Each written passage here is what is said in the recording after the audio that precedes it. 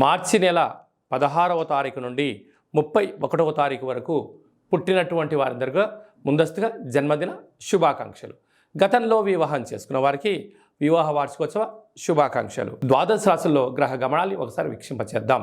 ధనుసు రాశి వారు ఆదివారం అష్టమి, ఆదివారం పూర్ణిమ సందర్భంగా ఎలాంటి విధి విధానాలు పాటించాలో ఈ వీడియోలో సవివరంగా సంపూర్ణంగా తెలుసుకుందాం. ధనుసు రాశిలో ఏ నక్షత్రాలు వస్తాయనగా మూలా నక్షత్రంలోని 4 పాదాలు, పూర్వాషాఢ నక్షత్రంలో 4 పాదాలు, ఉత్తరాషాఢ నక్షత్రం 1 పాదం కలిపితే ధనుసు రాశి.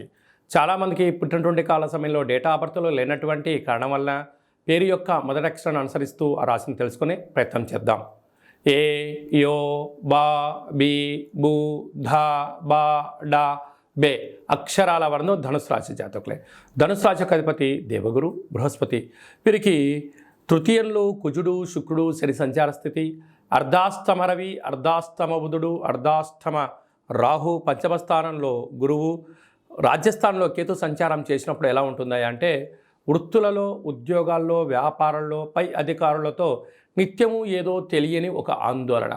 మీరు ఎంతో కష్టపడి పనిచేస్తూ ఉంటారు, కానీ పై అధికారులు తెలియకుండా మీ ఎదుగుదలను బాగా ఆపడము, వాళ్ళకున్న చతురతను మీ పైన ప్రసరింపచేయడము, అదే కాకుండా ప్రభుత్వం నుంచి కానీ, పై అధికారుల నుంచి కానీ, ఇంట్లో వారి దగ్గర నుంచి కానీ అన్నింటా మీరు కష్టపడుతూ ఉంటారు, మీ సేవలు వాళ్ళు తీసుకుంటూనే ఉంటారు. కానీ మీరు ఎక్కడ ఎదుగుతారో అనేటువంటి కారణం చేత ఆ ఎదుగుదలను అనేక రకాలుగా ఇబ్బందులను గురి చేస్తూ మీతో పనులు చేయించుకుంటూ వాళ్ళు ఆనందపడుతూ ఉంటారు.